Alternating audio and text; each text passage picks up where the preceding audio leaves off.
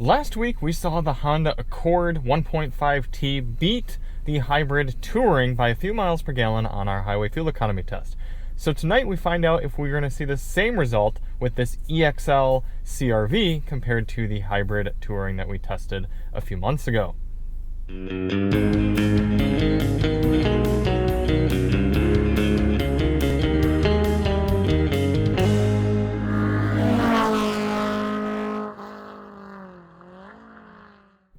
Hey everybody, it's Charlie from Daily Motor. Tonight we've got the real-world highway fuel economy test on the 2023 Honda CR-V EXL with that 1.5-liter turbocharged, no hybrid engine. In this test, we're going to head out on the highway and do 50 miles out and 50 miles back, averaging 70 miles per hour to get you a realistic fuel economy number for this crossover. And man, we're really just seeing less and less luck with our phone mount there. But before we get started, let's hop out and take a look at it. The 1.5T CR-V. And I think in the CR-V, an engine that's going to be chosen probably just as often as the hybrid. Now, the hybrid's really good. We like that powertrain in both this and the Accord. But realistically, a lot of people are getting kind of more basic trim CR-Vs and aren't too keen or really aren't too concerned with getting the hybrid. So I think this is going to be a useful test for a lot of people. But if you do want to see more on the CR-V as a whole, check the link below. We've got reviews of multiple sound systems, multiple trims, multiple vehicles. Everything will be found in that link below. Side note, I'm wondering, Right Lane Hog, do you watch this section of every video or do you skip right to the result? I'm going to test you on this one. Let me know below. So why do we do this test? Well, the EPA's highway fuel economy test, which gives this CR-V 32 miles per gallon, that test only averages 48 miles per hour. We know there are people who use their vehicles on the highway at much higher speeds and would like to know what sort of numbers you can realistically expect here in the real world. So in order to test that out, we're going to head over to the gas station here and fill up, go out and do 100 miles, come back, fill up at the same pump using the same 3-click fueling method, and get a result. Now, a few things to note for today. Outside temperature is currently 60 degrees Fahrenheit. Our tire pressures have been set to their door placard, 35 psi front, 32 psi rear. And we're going to set the climate control at 73 degrees auto. Now, a few other things worth pointing out. This is the all-wheel drive version of the CR-V. I know they also make a front-wheel drive version with this engine as well. Some other interesting statistics. The hybrid that we tested, a hybrid all-wheel drive Touring, got 35 MPG, beating its EPA by 1.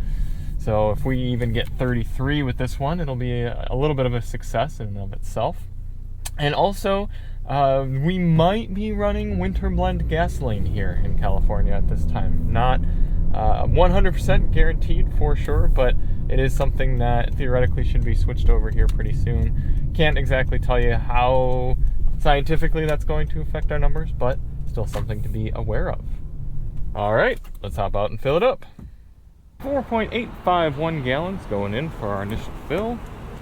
Before we actually start the engine, we're going to turn the vehicle on here, get our climate control set, reset our GPS, and the vehicle's trip computer. We're ready to begin. Now, we do have a few different drive modes here in the CR-V all-wheel drive. We've got normal, eco, and snow. We're going to run this in rather econ. Sorry, not eco. And I actually forgot the time-lapse camera today. It's still plugged into my computer, charging up.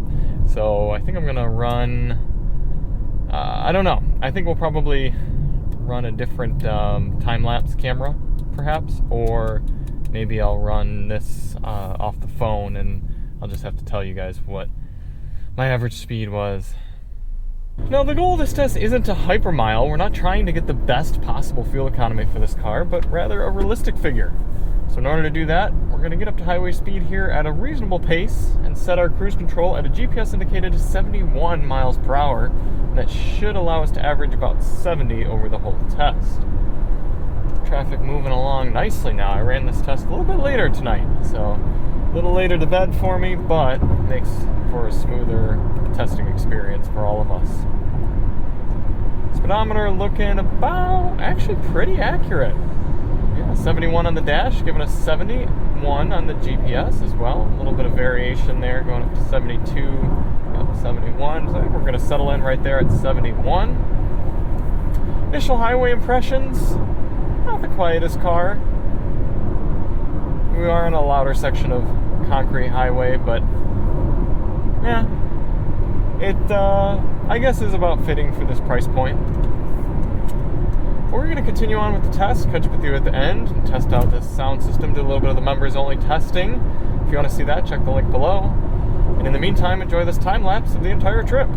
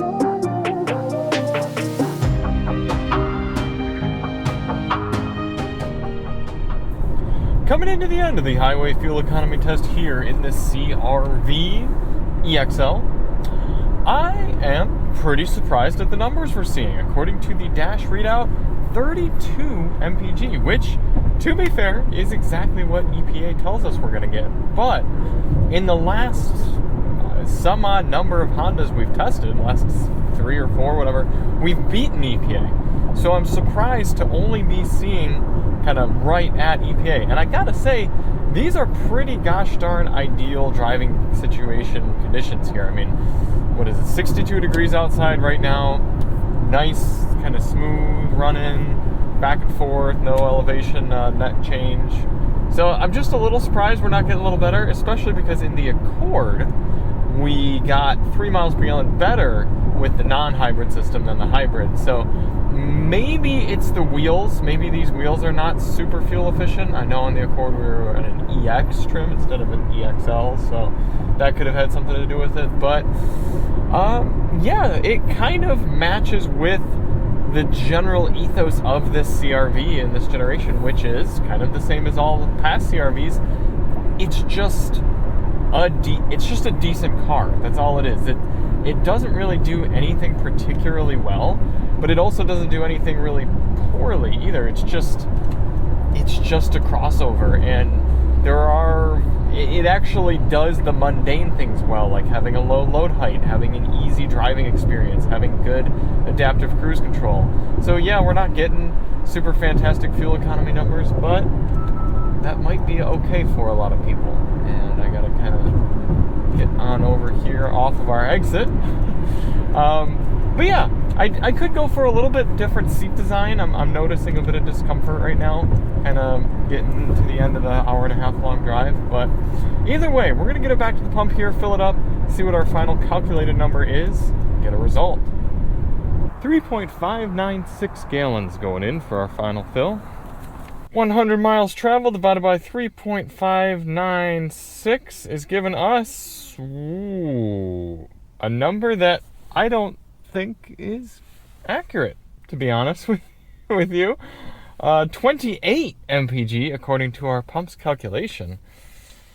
That seems pretty low. I don't know if I trust the fill on that one. So what we're gonna do, we're gonna split the difference. We had 32 on the dash, and all the Hondas I've tested have been pretty darn accurate with their dash readouts. So I think that's a weird fill.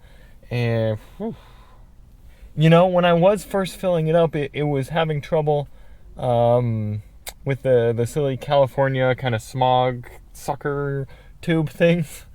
It was having trouble starting, so I might have pushed it in a little too far. We're going to split the difference. We'll go 30 miles per gallon right in the middle there. So it's a little bit below EPA. I guess maybe take that one with a little bit of a grain of salt. Maybe if we get another CR-V 1.5 in the future. We'll test it again. But still, either way, even if we went with the 32 that's on the dash, 3 miles per gallon lower than the hybrid touring model that we've tested. So 30 MPG times 14 gallons in the fuel tank's giving you an effective highway cruising range of 420 miles here in the CR-V EXL with that 1.5 turbo. Interestingly, also, that's 10 miles per gallon less than the Accord with the same engine. So if you are going to do a lot of highway driving, just know you'll save about, depending on how much gas costs around you, $400 to $500 a year if you do about 12,000 miles of traveling by doing the sedan over this compact crossover. So it's just something to keep in mind. It's not a huge cost at the end of the day, I think. Not nothing, but if you're utilizing the extra space of the crossover, I get it, and the all-wheel drive and everything like that. But if you do a lot of highway travel and you don't need the space, you might want to consider the Accord. So thank you all so much for watching. If you do want to see more on the CR-V, check the link below, and we'll see you on the next one. I'm Charlie from Daily Motor, and as always, drive on.